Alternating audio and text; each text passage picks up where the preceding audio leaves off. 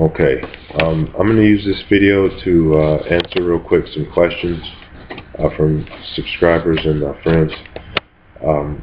One question that was brought up to me was asked to me about the what effect do I think will the chemtrails, and specifically the metals, aluminum was mentioned, and the other non-specific metals that are part of this chemtrail stuff they're shooting up there. There's a whole lot of different conspiracy theorists out there that believe that the government's trying to get rid of people, certain people, whatever it is. What I believe that's happening right now is that we have microbes raining down on the earth. As far back as the very first part of ISON, the phenomena right at the beginning of ISON. There's been microbes already collected and studied as being dangerous that have entered the terrestrial ecosystem, the environment of the earth, including the oceans. And so I think that they're probably more likely spraying something up there to try and kill these microbes and keep I think they're trying to stop the electromagnetic surge, something like that, kind of like people spray stuff on their clothes to keep from static electricity happening. What she asked me was, did I think that the aluminum and the other stuff that they're spraying up there would cause would interfere to the point to where we won't see an energy surge, in other words, or would it increase the energy surge, just the opposite of what they're trying to do?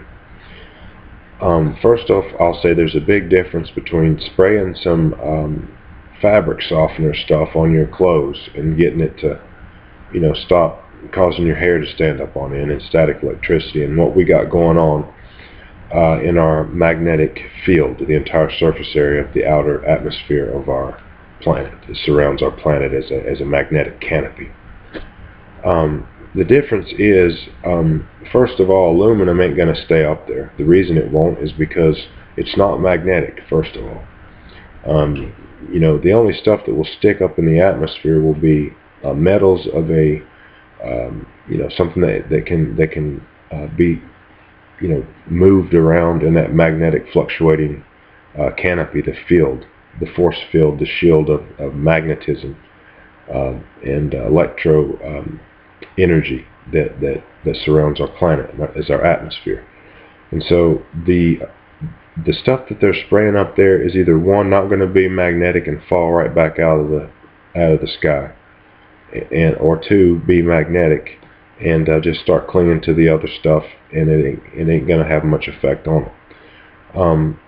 It'd be like trying to spray some of the similar stuff into a hurricane as it's coming to the land. It's not gonna. There's no quick fix for it. I think that the particles will continue to absorb radiation, and since they'll be stuck to the black body comet material, they'll continue to do that, and they'll build up a positive ionic charge, just as I'd seen in my vision. Eventually, the charge will leave the upper atmosphere and be shared with the lower atmosphere, increasing the natural disasters, specifically the lightning and thunder phenomena, such as the Hercules storm we just witnessed, killing all those people and leaving people stranded on highways in Atlanta. This other storm. There's natural increase in the bioelectric terrestrial signature bioelectric energy that is surrounding and is inside of the earth. So as this charge continues to build, as I say, it will leave these extraterrestrial elements, and it will be attracted to the earth. Some of it because the extraterrestrial dust is built up on the surface of the earth, as well as struck in large quantities in different places. The energy will then charge the vortexes. The magnetism will build up to what I could consider to be its maximum storage capacity. And when that happens, the frequency begins to vibrate. You start to hear noises like they're hearing in Canada. Sounds like opening a gigantic squeaking door all day and night. It can cause people to bleed from the ears, the eyes, the nose. It can cause seizures, heart attacks. Some of the familiar mind-altering and damaging effects that were felt by the Nazi astronauts that went to the moon and went crazy because it's magnetic, and they forgot about the human body having iron in it. So to make a long story short, you always want to pat anyone on the back who's trying to pell out the water out of the sinking ship. But there's only so much we can do as human civilization. I think that they are not forthcoming with the public here in North America because they don't feel like it's secure enough. If they tell people stuff, they're afraid of rioting and this sort of stuff. But I think it's a little bit over paranoia. I think that 21st century people probably wouldn't even pay attention if all your political leaders got on the TV tomorrow and told us there's imminent danger coming. People keep working, doing the same things they were doing, and you always have a couple of people that listen to it and believe it. But I would say, from my own opinion and from my own visions, that there's a definite problem coming, and they don't want that to be told here in North America and other places. Now, Russia, on the other hand, has took the forefront of warning the entire world about the imminent dangers. They even predicted the 2014 AA asteroid that struck the Atlantic Ocean, blew up over it, and pieces of it rained down. Now there's rumors that people are missing, boats missing, some other stuff, sicknesses, and who knows what else is going to happen to the sensitive ocean system where the stuff fell in there. But they didn't really tell us if it was a part of the comet or not, or if it was an asteroid. They're not really going into the detail of it. I don't see it on YouTube. So I'll let you know if I find anything soon. But that's so much for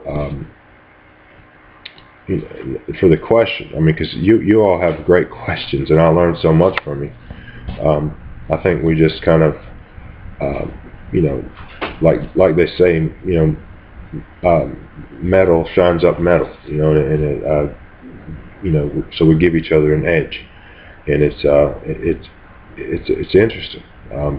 I think that we should try to understand, and that this critical time helps us understand God in a better way, and all God, is all the active force that is in all the universe through the omnipresent force. This being represents the perfect existence of polarity. And so God hasn't forsaken us just because civilization may lose 4 billion people in a small amount of time from a cataclysm. What you try to do is get a mind form where you understand that, for better or worse, there's a creator. God has created. God has put us as beings on this earth to experience the highs and lows of it. And it's like a friendship or any type of relationship or marriage. It's for better or worse, and you deal with it, and you keep trying to do the best you can. And that is the mind form I want to share with you. I want to share that mind form with you. There's a beginning and then an end to ages. And, we've seen from the ages before that, that went out of existence through cataclysm. They gave birth out of the ashes of what was left and survived to a new age. And so that we have one coming. And I believe that this is just sort of a wake-up call to us. But again,